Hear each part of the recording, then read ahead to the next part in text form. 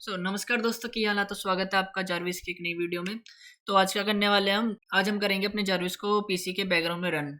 मतलब जब भी हमें अपना जारविस चलाना होता है तो या फिर हम वीएस कोड या फिर कोई भी कोड एडिटर में चलाते हैं या फिर पाइथन अपनी वो पाइथन फाइल पे डबल क्लिक करके चलाते हैं।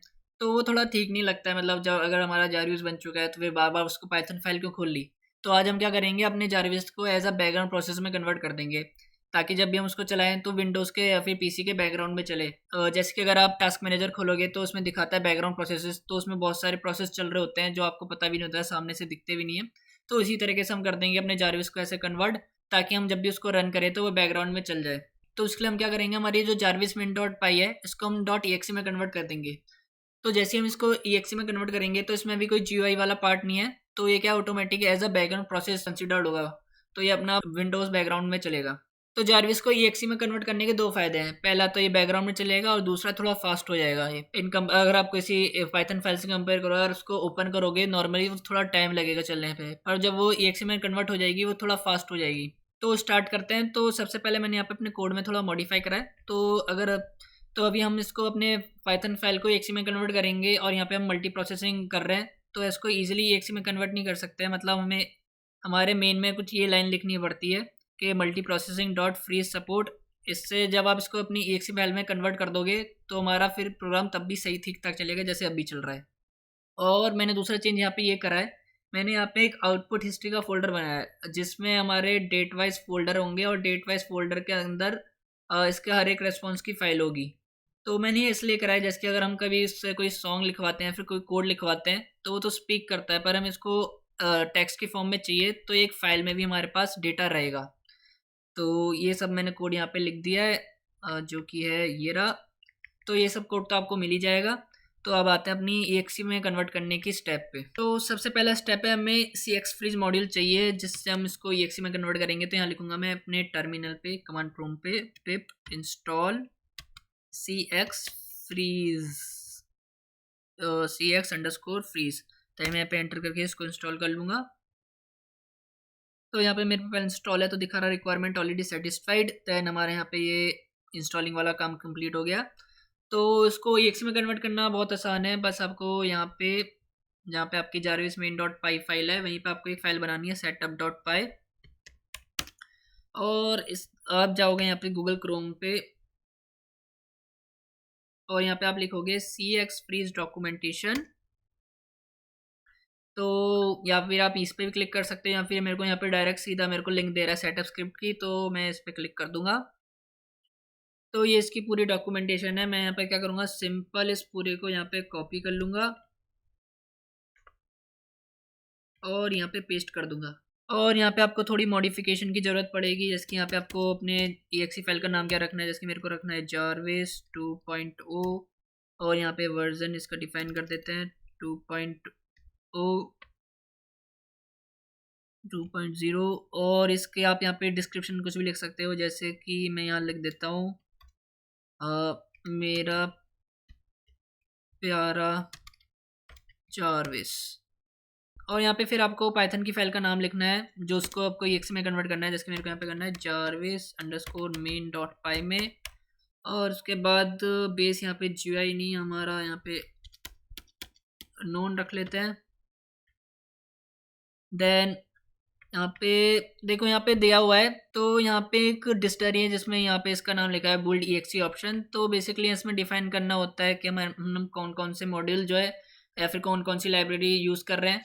तो इन्होंने यहाँ पे कमेंट सेक्शन में भी लिखा हुआ है कि डिपेंडेंसी ऑटोमेटिकली डिटेक्ट कर लेता है, पर कभी कभार इसको फाइन ट्यूनिंग की ज़रूरत पड़ती है और इस केस में इसको पड़ेगी। जैसे कि यहाँ पे एक पैकेज है, मैं यहाँ पे पैकेज का लिखता हूँ पैकेजेस। और यहाँ पे एक पैकेज है PYTTSX3, तो इसको हमें यहाँ पे डिफाइन करना पड़ेगा वरना ये जो है CX फ्रीज मॉड्यूल उसको डिटेक्ट नहीं करती है। तो मैं यहाँ पे कर देता हूँ इसको सेव। फिर हमें सिंपल इसको फाइल को सेव करके यहाँ पे टर्मिनल पे जाना है और लिखना है पाइथन सेटअप डॉट पाई बुल्ड। तो ये कमांड आपको यहाँ पे भी मिल जाएगी, जहाँ से कॉपी करा था उसके नीचे ही लिखी दी हुई थी, तो यहाँ से भी ले सकते हो। तो मैं इसको कर दूंगा यहाँ पे एंटर। तो देखो ये EXE में कन्वर्ट होने में थोड़ा टाइम लगता है, तो थोड़ा सब्र रखना, हो जाएगा ये कन्वर्ट। ओके, तो मैंने यहाँ पे सब्र रखा है और मेरे को यहाँ पे सब्र का फल मिल गया है। अब देखते हैं ये सब्र का फल मीठा है कि नहीं। तो यहाँ पे ये बुल्ड फोल्डर बन गया है। तो वो मैं क्या करता हूँ, उसको रिवील इन फाइल एक्सप्लोर कर लेता हूँ। ओके, तो सबसे पहले उन फाइल्स को कॉपी कर लेते हैं यहाँ से मेन फोल्डर से, जिन जिनकी हमें रिक्वायरमेंट है, जिनके बिना हमारा कोड नहीं चलेगा। तो एक है startup sound and up sound और एक है डॉट एनवी। तो इनको कॉपी कर लिया मैंने। देन बुल्ड फोल्डर में जाता हूँ, इसके अंदर एक और फोल्डर है, यहाँ पे जाता हूँ और यहाँ पे पेस्ट कर देता हूँ। तो यहाँ पे पेस्ट करने के बाद आपको यहाँ पे simple Jarvis main underscore main के नाम से दिख जाएगा। मैं इसको करता हूँ डबल क्लिक।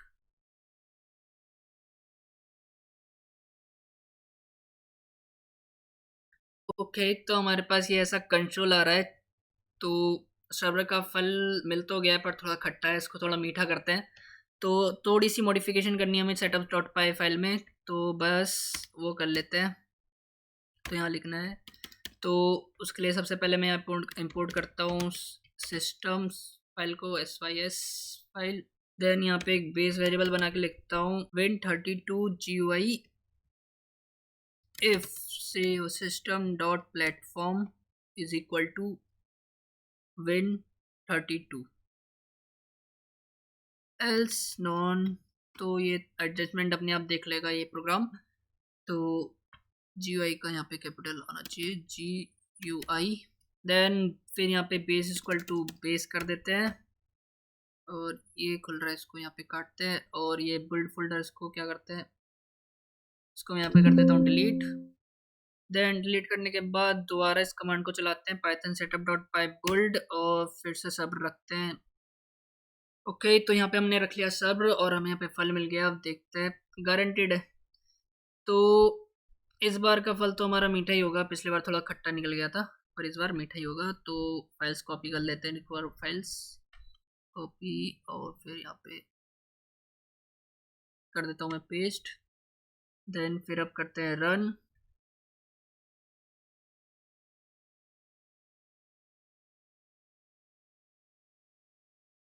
तो जब आप इसको पहली बार चलाओगे तो ये कुछ फोल्डर्स बना, जैसे कि ये वो ऐप ओपनर है, वो कुछ फोल्डर्स बनाता है। तो उसके लिए बीच में आपको दिखेगा कि थोड़े कुछ सेकंड्स के लिए टर्मिनल खुला था। तो वो कुछ ऐप्स नेम की लिस्ट वगैरह बनाता है, वो ऐप ओपनर वाला जो हमारा मॉड्यूल था। तो हमारे यहाँ पे आउटपुट स्ट्री फोल्डर अपने आप बन गया। इसका मतलब हमारा प्रोग्राम चल गया है। अगर आप टास्क मैनेजर भी खोलोगे और टास्क मैनेजर में आप जाओगे यहाँ पे बैकग्राउंड प्रोसेसेस में, तो आपको यहाँ पे दिख जाएगा, यहाँ पे चल रहा है मेरा प्यारा जारविस। तो हमारा यहाँ चल चुका है। तो अगर आपको इसको बंद करना है तो आपको टास्क मैनेजर से जाके यहाँ पे इसको एंड टास्क करना होगा। अगर आप चाहते हो कि कुछ ऐसा बन जाए जैसे कि यहाँ पे ये ट्रे आइकन आते हैं ब्लूटूथ का जैसा आ रहा है, और जब इस पर आप इसको लेफ्ट क्लिक करें तो यहाँ पे एग्जिट का ऑप्शन है। तो अगर आपको ऐसा कुछ चाहिए तो आप मेरे को कमेंट कर देना। अगर आपको ऐसा कुछ चाहिए मैं बना दूंगा इस पर अलग वीडियो। और तो अब इसको टेस्ट करते हैं। जाविस hello.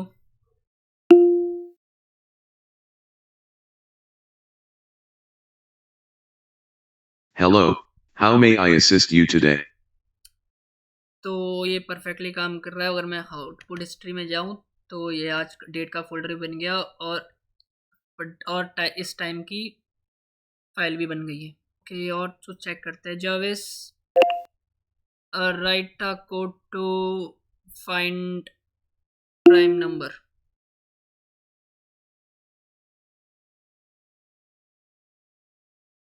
Def find, element, list. Finds the index of the first occurrence of an element in a list. Parameters. Element, the element to find. List, the list to search. Returns. जाविस The index of... thank you. You're welcome. Is there anything else I can help you with today? Okay, तो हमारा code, तो हमारा Jarvis अच्छे से काम कर रहा है, मतलब स्पीक भी कर रहा है, कमांड भी ले रहा है और बीच में रुक भी रहा है। और मैं एक और चीज़ बता देता हूँ अगर आपको चाहिए हो तो अगर आपको ऐसा चाहिए कि आप जब भी अपना पीसी स्टार्ट करो, विंडोज स्टार्ट करो, तो जारविस ऑटोमेटिक स्टार्ट हो जाए, तो उसके लिए सिंपल आपको अपने कीबोर्ड का विंडोज और आर साथ में प्रेस करना है। देन आपको यहाँ पे टाइप करना है shell colon startup, then enter कर देना है और वापस से जाते हैं अपने जारविस वाले फोल्डर पे और यहाँ पे आपको अपने जारविस मेन पे राइट क्लिक कर कर show more option, then create shortcut, then इस शॉर्टकट को आपको सिंपल कॉपी करना है और जहाँ पे ये फोल्डर खुला था ये स्टार्टअप वाला, यहाँ पे पेस्ट कर देना है।